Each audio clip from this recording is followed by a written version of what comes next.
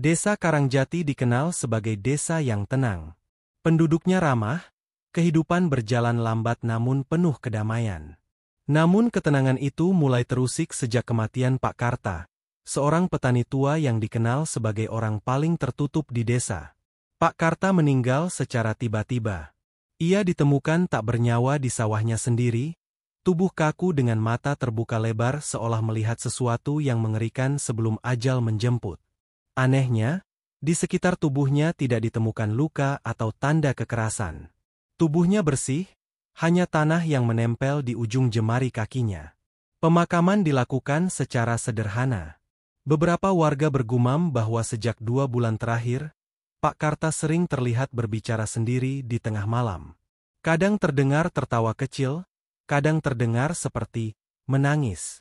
Tapi orang kampung menganggap itu hanya dampak usia lanjut. Tidak ada yang menyangka semuanya akan berakhir secepat itu. Namun, malam setelah pemakaman, sesuatu mulai terjadi. Joko, pemuda desa yang tinggal tak jauh dari makam, adalah orang pertama yang menyadari ada keanehan. Malam itu ia baru pulang dari warung setelah nongkrong bersama teman-temannya. Saat melewati jalan kecil di dekat pemakaman, ia mendengar sesuatu. Joko! Langkahnya terhenti. Suara itu, lirih, seperti berbisik dari bawah tanah. Ia menoleh ke kanan, ke arah pemakaman yang hanya dibatasi pagar bambu. Tak ada siapapun. Angin malam berhembus pelan, membuat ilalang bergoyang seperti melambai. Joko, bantu aku. Joko membeku. Itu bukan suara angin. Itu suara manusia, parau dan penuh penderitaan. Dengan napas tercekat, ia mempercepat langkah. Detak jantungnya menggila, dan ia hampir jatuh saat melewati tikungan menuju rumah. Begitu sampai di rumah, ia langsung mengunci pintu dan jendela, lalu duduk di pojok ruangan sambil memeluk lutut. Ia tak bisa tidur malam itu. Keesokan harinya, Joko menceritakan kejadian itu pada teman dekatnya, Dimas. Gue dengar suara dari arah makam. Mas, kayak ada yang manggil nama gue. Pelan banget. Serem, ucap Joko, wajahnya masih pucat. Dimas, yang dikenal lebih rasional, mencoba menenangkan. Mungkin cuma suara angin, atau kamu kecapean. Kamu kan emang suka pulang malam. Joko menggeleng. Enggak. Itu suara orang, Dim. Dan dia nyebut nama gue. Dimas masih belum yakin. Tapi keanehan demi keanehan terus terjadi. Malam berikutnya, warga mulai mengeluh mendengar suara aneh dari area kuburan. Seperti suara tanah digali, atau langkah kaki pelan menyusuri rerumputan. Salah satu ibu rumah tangga bahkan bersumpah melihat bayangan hitam duduk di atas pusara Pak Karta, dengan mata merah menyala. Kabar menyebar dengan cepat. Warga mulai ketakutan. Bahkan Pak Lurah sampai memanggil Ustaz Anwar, tokoh agama yang disegani di desa. Malam Jumat, Ustaz Anwar mengadakan doa bersama di pemakaman. Ia mengajak beberapa warga membaca Yasin dan tahlil di atas pusara Pak Karta. Tapi baru sampai pertengahan surat Yasin, terjadi sesuatu yang membuat semua orang terpaku. Tanah di atas makam bergerak. Bukan karena angin, bukan karena gempa. Tanah itu benar-benar terlihat seperti sedang bernapas. Beberapa orang mundur panik, yang lain membaca doa lebih keras. Ustaz Anwar tetap tenang, tapi raut wajahnya jelas berubah. Ia menatap dalam ke arah makam, lalu berkata pelan, ada yang belum selesai dari kematian ini. Pagi harinya, Ustaz Anwar datang ke rumah Pak Lurah. Ada yang aneh dengan kematian Pak Karta. Katanya serius. Saya merasa, rohnya belum tenang. Pak Lurah mengangguk, meski terlihat tak nyaman. Apa yang harus kita lakukan, Ustaz? Saya ingin buka kembali makamnya. Pak Lurah tersentak. Itu, bukan hal kecil, Ustaz. Keluarga almarhum bisa menolak. Ustaz Anwar menghela napas. Saya tahu, Pak. Tapi ini lebih dari sekadar gangguan roh. Saya yakin, ada rahasia yang dikubur bersama jasad Pak Karta. 3 hari kemudian, keluarga Pak Karta mengizinkan penggalian ulang makam. Mereka pun sebenarnya mulai takut, apalagi setelah salah satu cucu Pak Karta mimpi buruk yang sama 3 malam berturut-turut. Dalam mimpi itu, kakeknya duduk di dalam liang lahat, memeluk lutut dan menangis. "Buka kuburku, sebelum semuanya terlambat." Hari penggalian tiba. Beberapa orang dewasa dan tokoh masyarakat hadir. Ustaz Anwar memimpin doa sebelum mulai. Dengan hati-hati, makam dibuka. Lapisan demi lapisan tanah disingkirkan, hingga akhirnya papan penutup liang terlihat. Tapi saat papan dibuka, semua yang hadir menjerit ngeri. Jasad Pak Karta tidak utuh. Wajahnya remuk, seolah terbentur keras.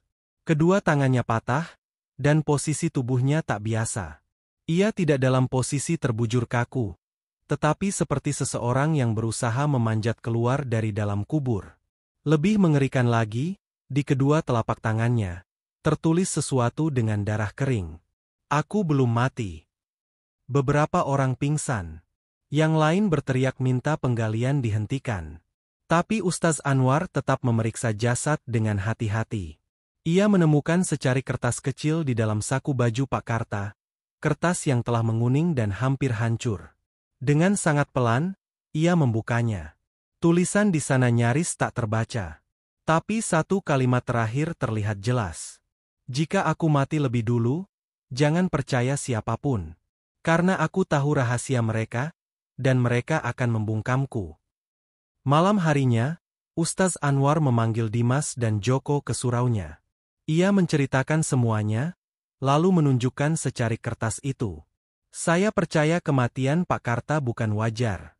Dia mungkin dibunuh." Joko bergidik. "Tapi kenapa, Ustaz?"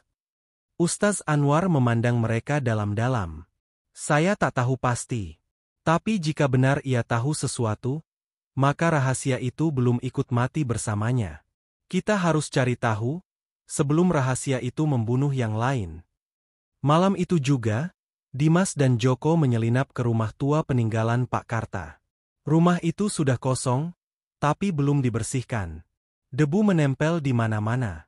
Aroma kayu lapuk dan tanah lembab menyambut mereka. Dengan senter dan kain penutup mulut, mereka mulai mencari apapun yang mencurigakan. Laci-laci dibuka, lemari digeledah, lantai diketuk satu persatu. Dan akhirnya, mereka menemukannya. Sebuah buku catatan lusuh, tersembunyi di bawah papan lantai kamar tidur. Buku itu berisi tulisan tangan Pak Karta, lengkap dengan tanggal dan nama-nama. Bukan sembarang nama. Di dalamnya tertulis, Pak RT Suganda, Kepala Sekolah SD, Bidan Sri, Lurah Subari, dan Ustaz Malik, mantan Ustaz desa sebelum Anwar datang. Di bawah daftar itu, ada tulisan, "Mereka semua terlibat. Aku tahu siapa yang menggali kubur malam-malam. Aku lihat mereka. Mereka menyimpan mayat." Dimas memandang Joko dengan wajah pucat. "Jok, apa maksudnya ini?" Joko gemetar. "Apa? Mereka jual organ." Dimas menggeleng. "Entah, tapi kita harus kasih ini ke Ustaz Anwar." Saat mereka hendak keluar rumah, terdengar suara pintu dibanting keras. Mereka menoleh ke arah suara itu, tapi tak ada siapapun. Lalu lampu senter mereka tiba-tiba mati. Gelap. Dan dari arah belakang, terdengar suara napas berat, lalu bisikan mengerikan. "Jangan buka rahasia itu." Joko dan Dimas berdiri membeku di tengah ruangan gelap. Napas mereka terengah, jantung berdetak seperti genderang perang. Suara bisikan barusan terdengar nyata, terlalu dekat. Padahal mereka yakin tak ada orang lain di rumah tua itu selain mereka berdua. "Jo, kamu dengar, kan?" Suara Dimas nyaris tak terdengar. Joko hanya mengangguk pelan, matanya menyapu ruangan, berusaha mencari sumber suara. Tapi semuanya hening kembali. Bahkan suara jangkrik pun lenyap, seolah alam sekitar ikut menahan napas. Mereka berdua buru-buru keluar dari rumah Pak Karta sambil membawa buku catatan lusuh itu. Begitu sampai di surau, mereka langsung mengetuk pintu Ustaz Anwar, yang kebetulan masih terjaga dan sedang membaca kitab. Ustaz Anwar membuka pintu, terkejut melihat mereka dalam keadaan panik. "Ada apa ini?" "Masuk dulu, duduk," katanya. Dimas menyodorkan buku itu. "Kami nemu ini di rumah Pak Karta. Ada nama-nama warga. Dan, kayaknya ini alasan kenapa beliau mati." Ustaz Anwar membaca isi buku itu dengan wajah serius. Dahinya mengernyit saat melihat daftar nama dan catatan di bawahnya. "Ini, bukan sekadar tulisan orang tua bingung," gumamnya. "Kalau benar, ini lebih besar dari yang kita kira." Ia lalu menatap mereka dalam. "Kalian yakin gak ada yang lihat waktu kalian ambil buku ini?" Joko dan Dimas saling pandang, lalu menggeleng. "Tapi, kayaknya ada yang ngikutin kami, Ustaz," ucap Joko. "Lampu senter kami mati tiba-tiba. Terus, ada suara bisikan. Jelas banget." Ustaz Anwar menghela napas berat. Ia mengambil air dalam botol kecil dan menuangkannya ke dalam gelas. "Minum dulu. Ini air doa. Biar tenang. Kalian harus kuat. Ini baru permulaan." Esok paginya, kabar tentang penggalian makam Pak Karta mulai menyebar ke seluruh desa. Beberapa warga marah, merasa tidak sopan makam dibuka tanpa pemberitahuan luas.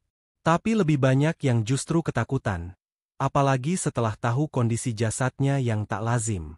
Di warung kopi, orang-orang mulai berbisik tentang suara-suara aneh dari kuburan, tentang arwah yang gentayangan, tentang kutukan, dan tentu saja, tentang daftar nama dalam buku Pak Karta, yang kini telah menjadi rahasia panas yang siap meledak kapan saja. Pak Lurah Subari, salah satu nama yang tertulis dalam buku itu, terlihat murung. Ia jarang keluar rumah. Bahkan sempat terlihat menemui seseorang yang mencurigakan. Seorang pria asing berbaju hitam, datang dengan motor tanpa plat. Tak ada yang tahu mereka bicara apa. Tapi 2 hari kemudian, desa geger lagi. Mayat kedua ditemukan. Kali ini di belakang gudang sekolah dasar, terkubur dangkal, hanya tertutup tanah dan ilalang. Seorang anak laki-laki menemukan tangan manusia mencuat dari tanah saat sedang bermain petak umpet. Ia menjerit sejadi-jadinya hingga warga datang. Saat digali, tubuh korban sudah membusuk parah. Tapi wajahnya masih dikenali. Itu Pak Jamal, penjaga malam sekolah. Yang aneh, tidak ada laporan ia hilang. Warga mengira ia pindah kerja ke kota, seperti kabar yang beredar seminggu lalu. Tapi nyatanya, ia sudah mati sejak lama, dan dikubur secara diam-diam. Ustaz Anwar yang datang ke lokasi langsung memimpin doa dan meminta jasad diangkat. Dan lagi-lagi, keanehan muncul. Di dada Pak Jamal, tertulis dengan darah kering. Mereka yang tahu, akan dikubur diam-diam. Warga mulai histeris. Beberapa anak sekolah dilarang keluar rumah. Para orang tua memasang doa-doa di tiap pintu. Bahkan, sebagian mulai menduga ada organisasi rahasia dalam desa. Ustaz Anwar tahu, ini bukan lagi soal gangguan arwah. Ini soal konspirasi besar yang sudah menelan korban, dan masih menyimpan banyak misteri. Malam itu, Ustaz Anwar kembali memanggil Joko dan Dimas. "Aku ingin kalian bantu lebih dalam," katanya. Dimas menggeleng cepat.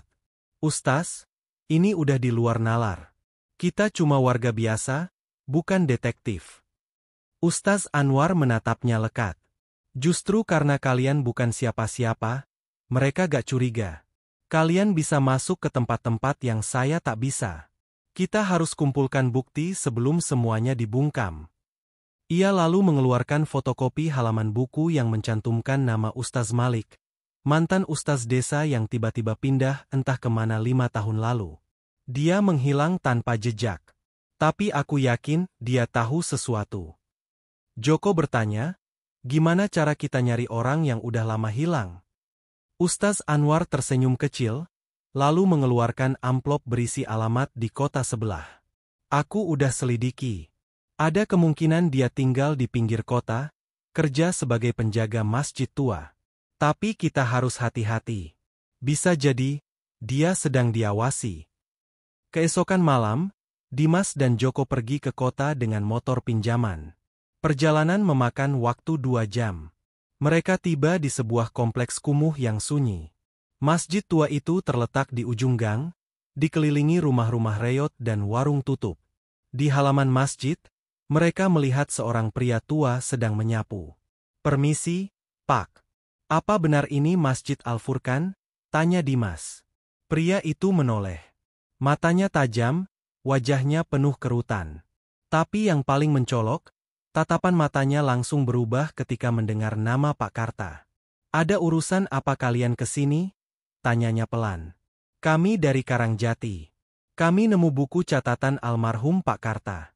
Isinya, menyebut nama Bapak," ujar Joko jujur. Pria itu, ternyata benar Ustaz Malik, terdiam lama. Lalu ia membuka pintu masjid. "Masuk. Tapi jangan lama-lama. Mereka bisa tahu." Setelah masuk dan duduk, Ustaz Malik mengunci pintu dan menutup jendela. "Aku sudah lama kabur dari desa karena satu alasan. Aku tahu ada yang tidak beres." Ia lalu menceritakan semuanya. Dulu, beberapa tokoh desa terlibat dalam perdagangan tubuh manusia, mayat yang dibongkar dan dijual organ dalamnya. Mereka mengambil dari kuburan-kuburan yang sunyi, bahkan terkadang membunuh orang yang dianggap tak punya keluarga atau yang kesepian seperti Pak Karta dan Pak Jamal. Pak Karta, yang tak sengaja melihat aktivitas itu di tengah malam, mulai mencatat semua nama dan rencana mereka. Ia tak pernah sempat melapor ke polisi karena selalu diawasi. "Dia titipkan sebagian bukti padaku sebelum aku kabur. Tapi sekarang, kelihatannya dia sudah mendahuluiku," kata Ustaz Malik lirih. Dimas bertanya, "Apa ada bukti lain yang bisa kita bawa ke polisi?" Ustaz Malik mengangguk. "Ada. Di tempat aku tinggal. Tapi, tempat itu sekarang dijaga. Mereka tahu aku masih hidup." Ia menatap mereka tajam. "Kalian harus ambil sebelum mereka menemukannya duluan."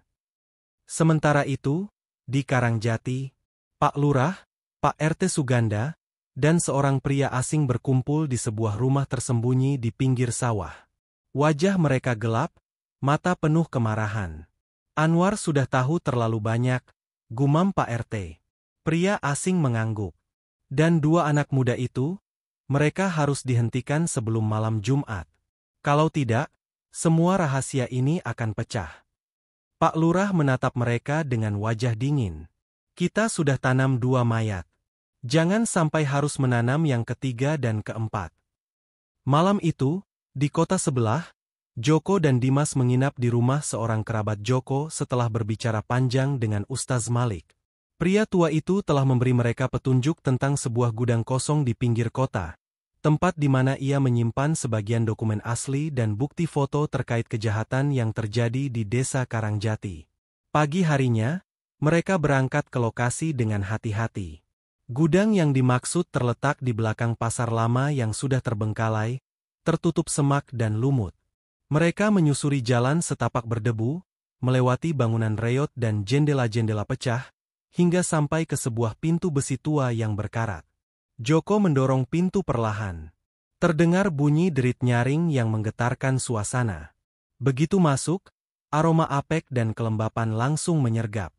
Di sudut ruangan, tersembunyi di balik tumpukan karung, mereka menemukan peti kayu kecil yang terkunci dengan gembok tua. "Ini dia," ucap Dimas. Dengan linggis kecil yang mereka bawa, gembok berhasil dibuka.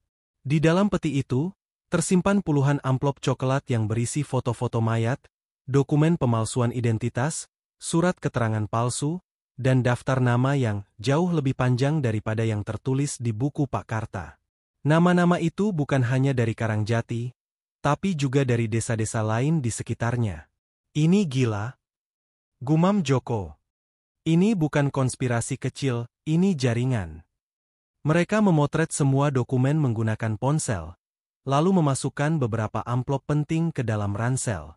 Tak lama kemudian, mereka meninggalkan tempat itu.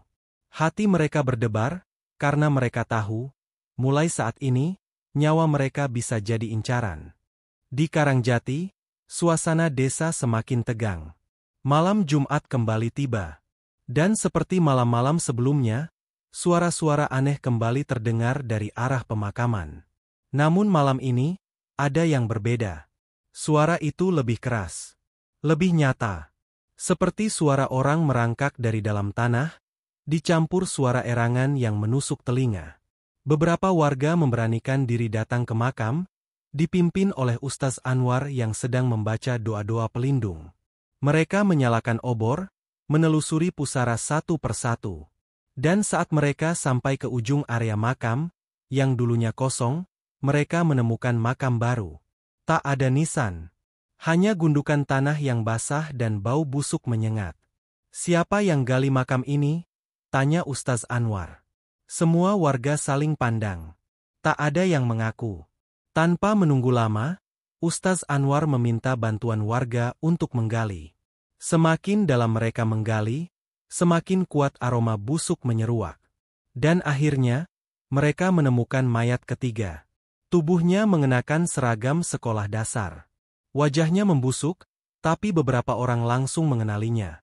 Pak Mukri, guru olahraga yang 2 minggu lalu dikabarkan pindah tugas ke luar kota. Di pergelangan tangannya, terikat tali rafia merah.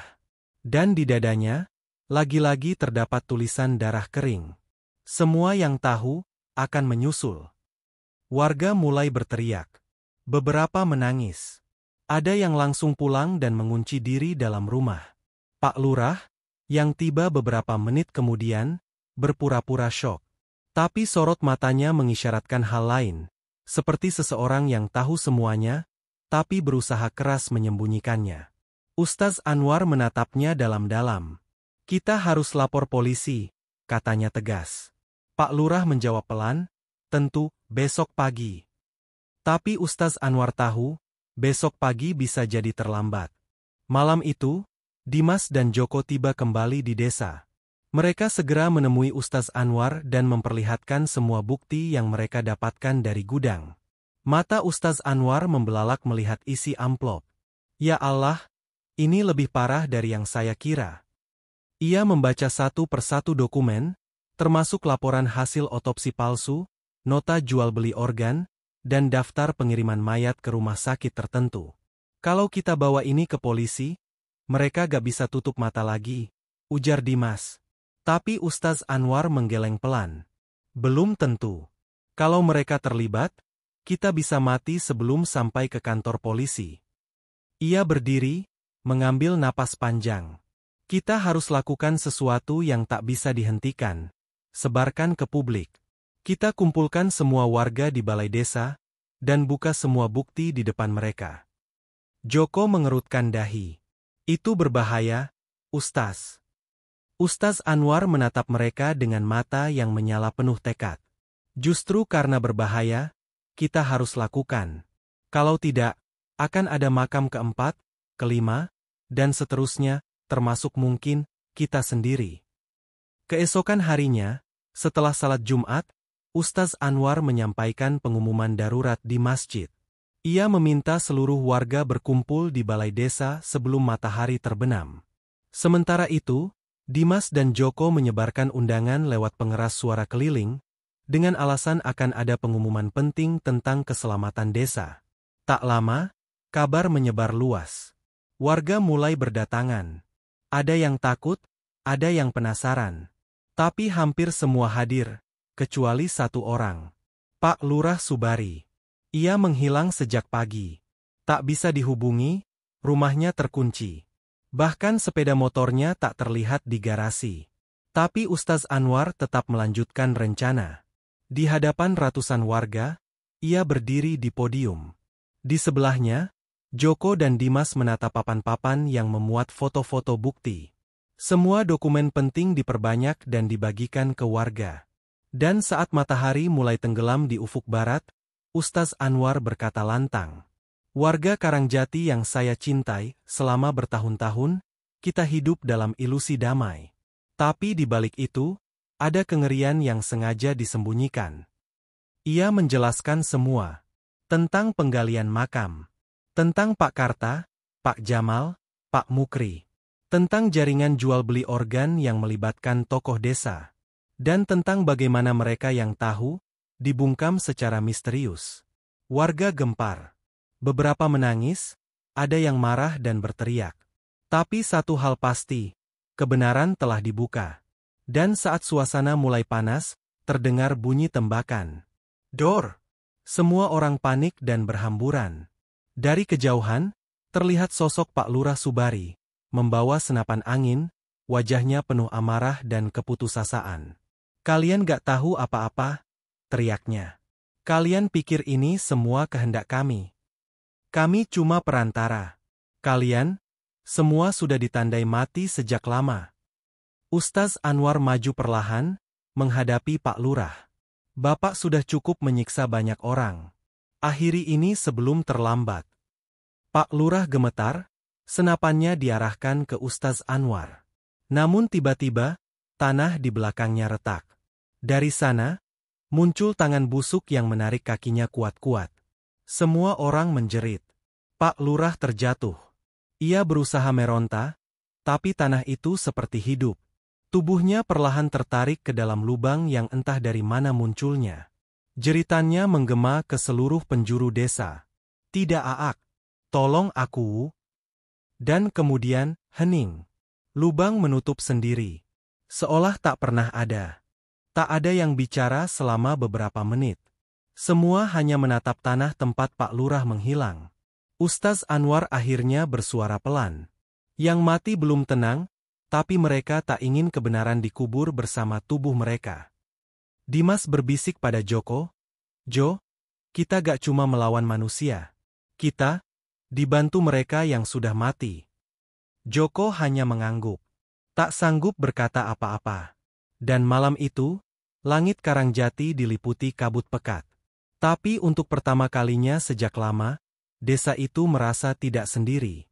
Beberapa hari setelah peristiwa Pak Lurah Subari ditelan tanah secara misterius, desa Karangjati berubah drastis.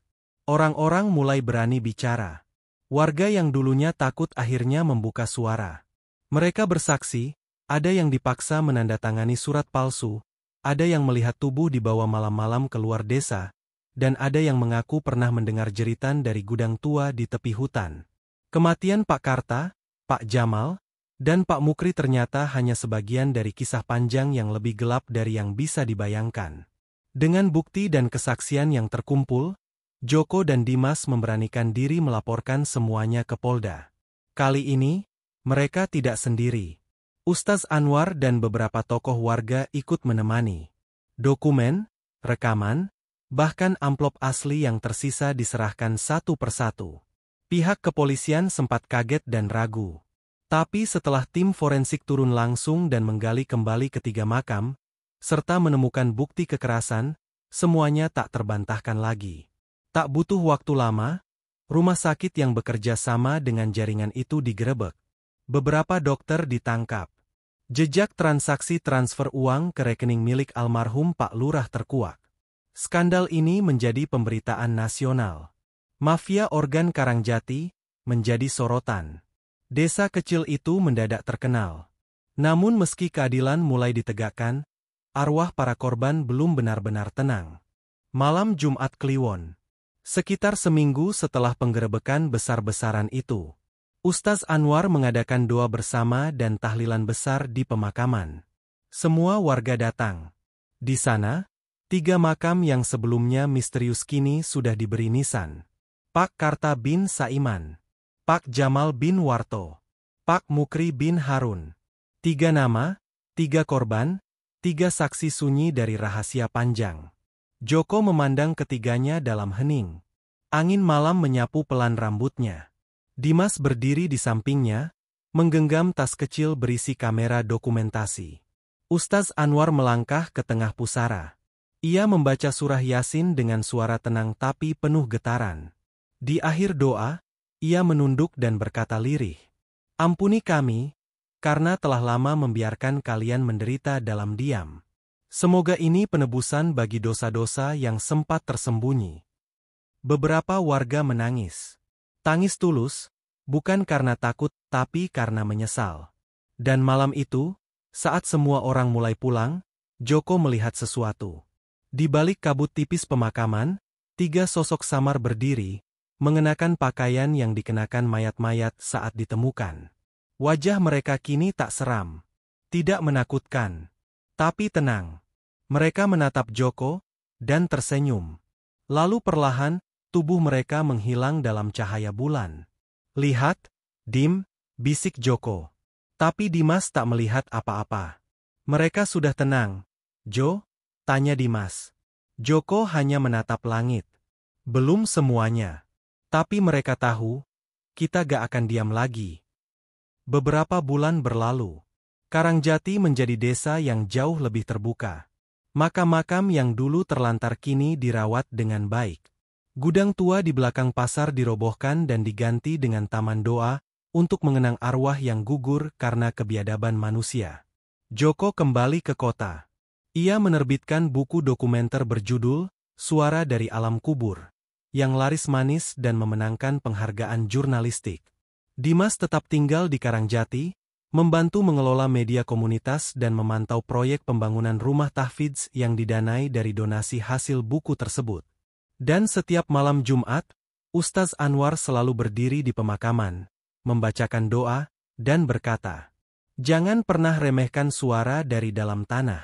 Karena kadang, yang paling sunyi, justru yang paling jujur."